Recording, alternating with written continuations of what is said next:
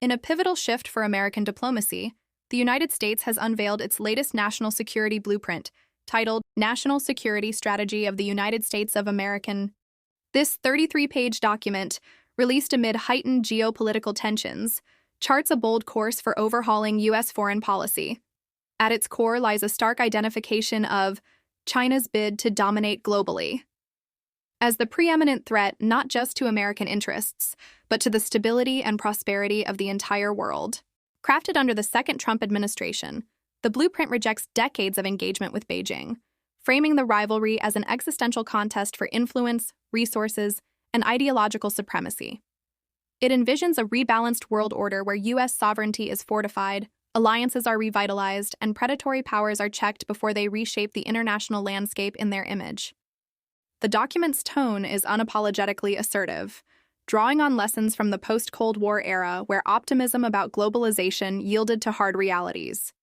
It argues that the U.S. must pivot from hopeful integration to strategic competition, prioritizing domestic resilience and collective deterrence. This approach extends beyond bilateral tensions with China, touching on economic vulnerabilities, military readiness, and the erosion of democratic norms. As global supply chains fracture and authoritarian regimes flex their muscles, the blueprint positions America as the indispensable guardian of a free and open order, one that has underpinned unprecedented peace and growth since 1945, but now teeters on the brink. The blueprint's most incisive critique targets more than 3 decades of mistaken American assumptions about China.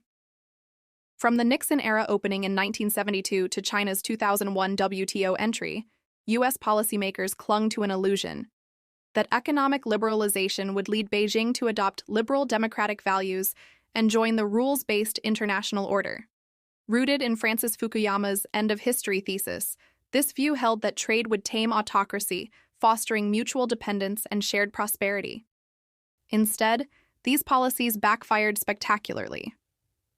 China's market accession supercharged its economy, elevating it from an impoverished agrarian society to the world's second largest, with GDP exceeding $18 trillion by 2025. Beijing weaponized this windfall through state-directed industries, intellectual property theft, and coercive diplomacy. The blueprint cites stark evidence. U.S. trade deficits with China swelled to over $400 billion annually in the 2010s, hollowing out manufacturing heartlands like the Rust Belt. China leveraged this to export surveillance tech, undermine rights in Xinjiang and Hong Kong, and assert unlawful territorial claims from the South China Sea to the Senkaku Islands. The result? A China that sees the international order as a playground to subvert. These policies enriched Beijing and enabled it to use its wealth and power to its considerable advantage, the blueprint states bluntly, highlighting the Belt and Road Initiative, BRI, as neo-colonial debt traps rather than aid. This has left the U.S. economically exposed, technologically lagging in semiconductors and rare earths, and diplomatically isolated in the global south via China's checkbook diplomacy. Without correction, China's path to primacy, potentially surpassing U.S. GDP by 2035, could impose a unipolar Asian order of illiberal governance, stifling innovation and eroding alliances. Central to the blueprint's vision is a rigorous economic reorientation, tackling the fundamentally unbalanced U.S.-China ties since 1979.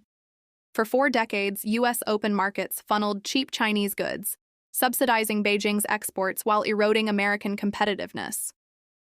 The strategy demands reciprocity, resilience, and realism, decoupling from dependency and diversifying partnerships to reclaim dynamism, potentially boosting GDP from $30 trillion today to $40 trillion by the 2030s via infrastructure, innovation, and retraining. This hinges on reciprocal policies mirroring China's protections. The blueprint condemns Beijing's non-tariff barriers, subsidies, forced tech transfers, discriminatory rules that tilt the field. The U.S. commits to fairness without fragility, applying targeted tariffs on non-sensitive goods like electronics and apparel to spur onshoring. It notes past errors. In the 2018-2020 trade war, China rerouted exports via Vietnam and Mexico, doubling sales to African and Latin American markets from 2018 to 2025.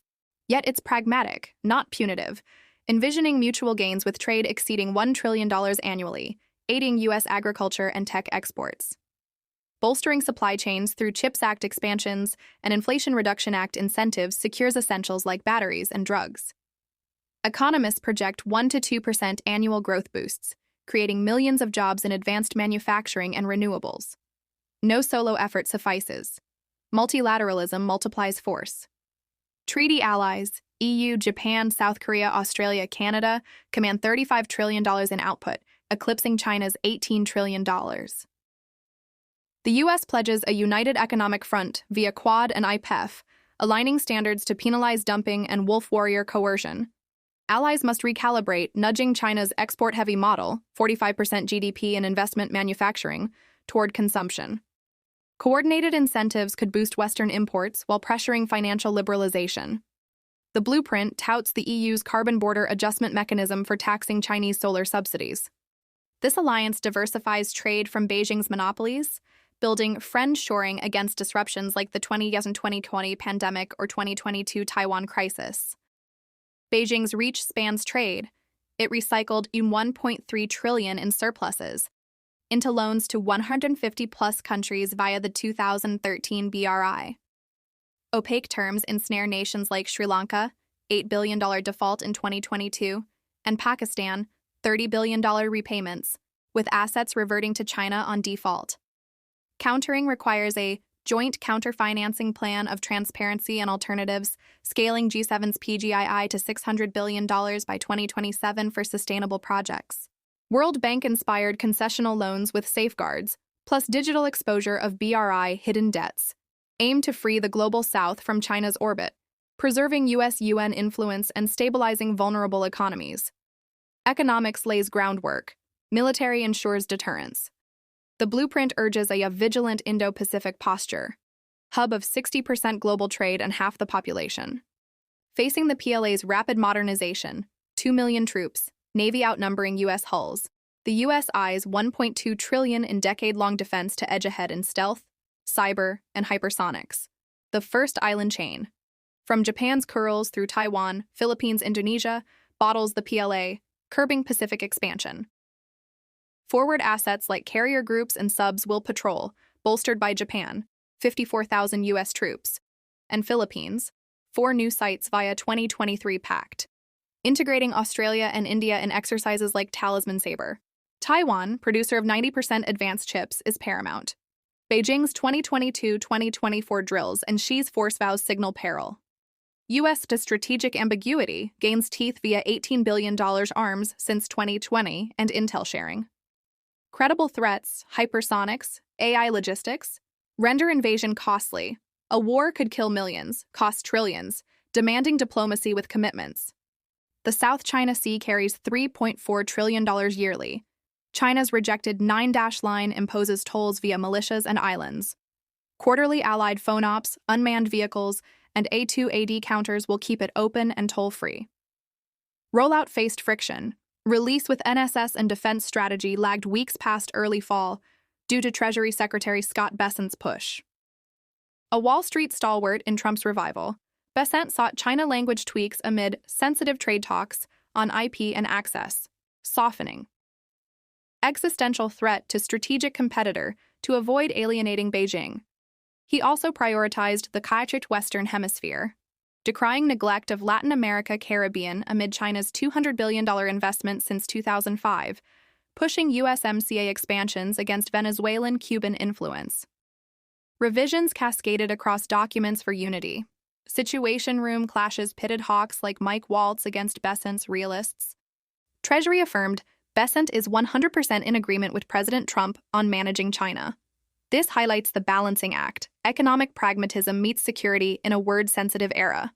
In sum, the blueprint for sovereignty and global rebalancing heralds a resolute America, unyielding yet astute, poised to navigate the Chinese century on its terms, for a world where freedom endures. Thanks for watching and joining us on this journey to unveil China's many layers. If you found this video insightful, please give it a thumbs up, share it with others, and hit that subscribe button to stay updated. See you in the next video.